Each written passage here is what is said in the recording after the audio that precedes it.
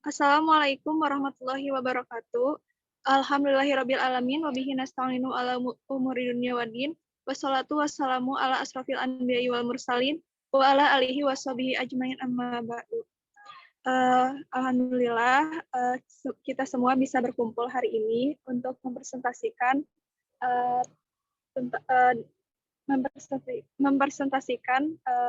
presentasi pendidikan ilmu pendidikan Islam tentang pengertian dan ciri lembaga dalam ilmu pendidikan Islam. Kami dari kelompok 4 yang terdiri dari Adelia Yokananda, Andini Nur Cahyanti, Ari Riyadin, Devira Rahmadina, dan Dea Melidia. Next. Untuk pengertian lembaga pendidikan Islam akan dijelaskan oleh Saudari Devira. Kepadanya disilakan. Baik, terima kasih kepada moderator. Materi yang pertama yaitu pengertian lembaga pendidikan Islam. Lingkungan pendidikan dapat diartikan sebagai faktor-faktor yang berpengaruh terhadap praktik pendidikan, baik positif ataupun negatif. Lingkungan pendidikan sebagai tempat berlangsungnya proses pendidikan merupakan bagian dari lingkungan sosial. Lingkungan pendidikan sangat dibutuhkan dalam proses pendidikan, sebab lingkungan pendidikan tersebut berfungsi menunjang proses belajar mengajar secara nyaman, tertib, dan berkelanjutan. Dan yang kedua, ada pengertian lembaga pendidikan menurut para ahli. Yang pertama, menurut Profesor Dr. Umar Tirta Raharja dan Dr. Andes Lasula. Pengertian lembaga pendidikan adalah tempat berlangsungnya pendidikan, khususnya pada 3 lingkungan utama pendidikan, yaitu keluarga, sekolah, dan masyarakat. Dan yang kedua, menurut Nung Karukiati dan Fenty Himawati. Pengertian lembaga pendidikan adalah wadah atau tempat berlangsungnya proses pendidikan yang bersamaan dengan proses pembudayaan. Dan yang ketiga, menurut Dr. Andes Haji Abu Ahmadi dan Dr. Andes Nur Uhbiyati, pengertian lembaga pendidikan adalah badan usaha yang bergerak dan bertanggung jawab atas terselenggaranya pendidikan terhadap peserta didik. Dan yang terakhir, menurut Hasbullah, pengertian lembaga pendidikan ialah tempat berlangsungnya proses pendidikan yang meliputi pendidikan keluarga, sekolah, dan masyarakat. Baik, dikembalikan lagi kepada moderator. Baik, terima kasih kepada Saudari Devira yang telah menyampaikan penjelasannya. Selanjutnya, next dulu. Oke, ini ya. Untuk pendidikan formal dan non formal akan dijelaskan oleh Saudari Andini. Kepadanya disilahkan. Oke, terima kasih kepada moderator telah memberikan kesempatan saya untuk sedikit menjelaskan tentang materi pendidikan formal dan non formal. Maaf sebelumnya, apakah suara saya jelas? Oke. Pendidikan khususnya di Indonesia itu dibagi menjadi 2 ya. Ada pendidikan formal dan non formal. Oke, yang pertama ada pendidikan formal. Nah, maksudnya pendidikan formal itu apa sih? Nah, jadi dalam memahami perbedaan ya di antara pendidikan non formal dan formal pasti otomatis ada perbedaan ya. Jadi perbedaannya itu bagi kita ya mengetahui pengertian dan tujuan dan karakteristik masing-masing alur pendidikan. Terus pendidikan formal juga merupakan alur pendidikan yang memiliki jenjang, mulai dari jenjang sekolah dasar, menengah, sampai perguruan tinggi, yang merupakan pendidikan yang diselenggarakan sekolah pada umumnya. Nah, jadi pendidikan umum di Indonesia juga bersifat formal dan lulusannya sudah diakui, baik secara nasional maupun internasional. Ya, jadi perbedaannya itu dari tujuannya juga sudah berbeda ya di antara pendidikan formal dan non formal. Yaitu bertujuan untuk membentuk sumber daya manusia yang berpotensi sehat secara jasmani, rohani, serta memberikan manfaat bagi dirinya sendiri, keluarga, masyarakat, dan negara. Next, Ari. Oke, ada pendidikan non formal. Pendidikan non formal merupakan jalur pendidikan yang diselenggarakan di lingkungan pendidikan formal dengan sistem pelaksanaan secara berjenjang dan terstruktur. Terus pendidikan non formal juga hadir untuk mengembangkan potensi dengan pengetahuan dan keterampilan lebih spesifik. Nah, jadi dapat kita lihat ya, pendidikan formal dan non formal itu berbeda dari segi bahan ajarnya aja gitu. Nah, kalau mau lebih jelasnya kalian bisa langsung search sumber yang ada di bawah ini. Gitu. Mungkin segitu dari saya. Terima kasih kepada moderator telah memberikan saya kesempatan untuk sedikit menjelaskan. Terima kasih. Saya kembalikan kepada moderator. Baik, terima kasih kepada Saudari Andini yang telah menjelaskan penjelasan tentang topik tersebut. Selanjutnya, ciri-ciri lembaga pendidikan akan disampaikan oleh Saudari Adelia. Kepadanya diserahkan. Baik, sebelumnya suara saya terdengar? Ya, izin melanjutkan. Ciri-ciri lembaga pendidikan. Yang pertama, memiliki visi, misi, dan tujuan yang konkret. Yang kedua, memiliki daya tahan kualitas yang konsisten. Yang ketiga, memiliki kelebihan yang istimewa dan mampu bersaing. Yang keempat, memiliki networking, partnership, dan rekan kerja dengan instansi lain.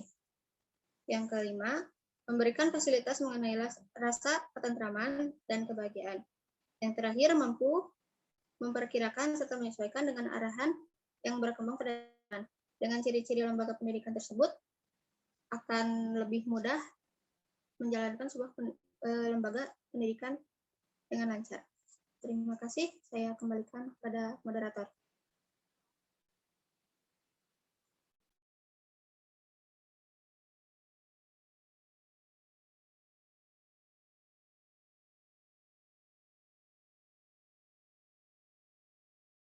Arinek Sri.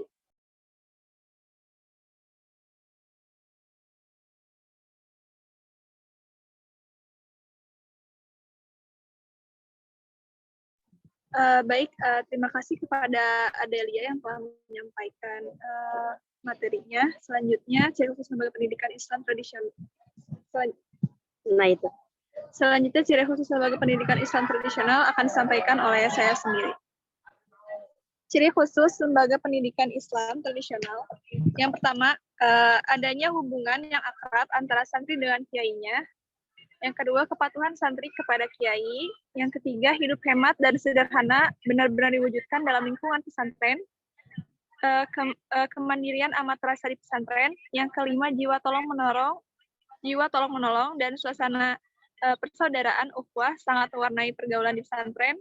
Yang keenam, disiplin sangat dianjurkan di pesantren. Yang ketujuh, berani menderita untuk mencapai suatu tujuan merupakan salah satu segi pendidikan yang diperoleh para santri pesantren.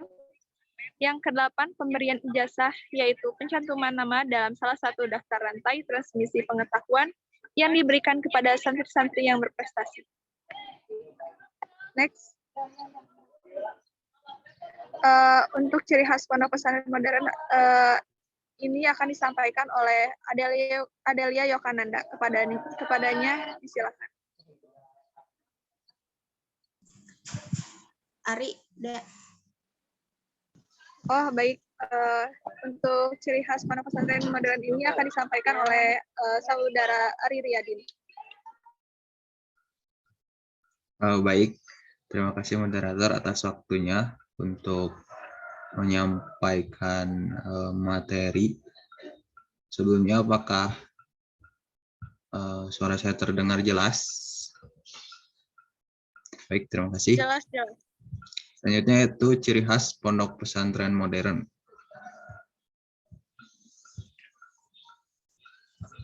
Yang pertama, penekanan pada bahasa Arab percakapan. Kemudian yang kedua, memakai buku-buku literatur bahasa Arab kontemporer, bukan klasik atau kitab kuning. Nah, pada pesantren modern ini, kebanyakan kalau dalam belajarnya itu menggunakan kitab-kitab bahasa Arab yang kontemporer ya. Jadi bukan kitab-kitab klasik atau lebih dikenal dengan kitab kuning gitu. Kemudian yang ketiga yaitu memiliki sekolah formal di bawah kurikulum Diknas dan atau Kemenag. Yang keempat, Tidak lagi memakai sistem pengajian tradisional seperti sorogan, wetonan, atau bandongan. Nah, kriteria-kriteria di atas belum tentu terpenuhi semua pada sebuah pesantren yang mengklaim modern. Pondok modern Gontor, inventor dari istilah pondok modern, umpamanya, yang ciri modernnya terletak pada penggunaan bahasa Arab kontemporer atau percakapan secara aktif dan cara berpakaian yang meniru Barat, tapi tidak memiliki sekolah formal yang kurikulumnya diakui pemerintah. Selanjutnya, dari hal-hal yang telah dijelaskan atau telah disebutkan barusan, pesantren modern banyak melakukan terobosan-terobosan baru. Di antaranya, yang pertama, adanya pengembangan kurikulum. Kemudian, yang kedua, pengembangan kurikulum agar bisa sesuai atau mampu memperbaiki kondisi-kondisi yang ada untuk mewujudkan generasi yang berkualitas. Yang ketiga, melengkapi sarana penunjang proses pembelajaran seperti perpustakaan, buku-buku klasik dan kontemporer, majalah, sarana berorganisasi, sarana olahraga, internet, kalau memungkinkan, serta dan lain-lainnya. Yang keempat, memberikan kebebasan kepada santri yang ingin mengembangkan talenta masing-masing, baik yang berkenaan dengan pemikiran, ilmu pengetahuan, teknologi, maupun kewirausahaan. Nah, untuk poin 4 ini, kita mengenal ya bahwa di pesantren-pesantren modern itu sekarang itu banyak kayak eskul gitu, baik itu seni, olahraga, nah itu berhubungan sama poin yang keempat ini. Dan poin terakhir, yang kelima, yaitu menyediakan wahana aktualisasi diri di tengah masyarakat. Nah, untuk teman-teman yang ingin lebih jelas terkait materi pesantren modern ini, bisa dilihat di jurnal pendidikan di Pondok Pesantren Modern ya, yang ditulis oleh A. Tholib. Mungkin seperti itu yang bisa saya sampaikan. Saya kembalikan kepada moderator. Terima kasih. Baik, terima kasih kepada saudara Ari Wiyadin yang telah menyampaikan materinya.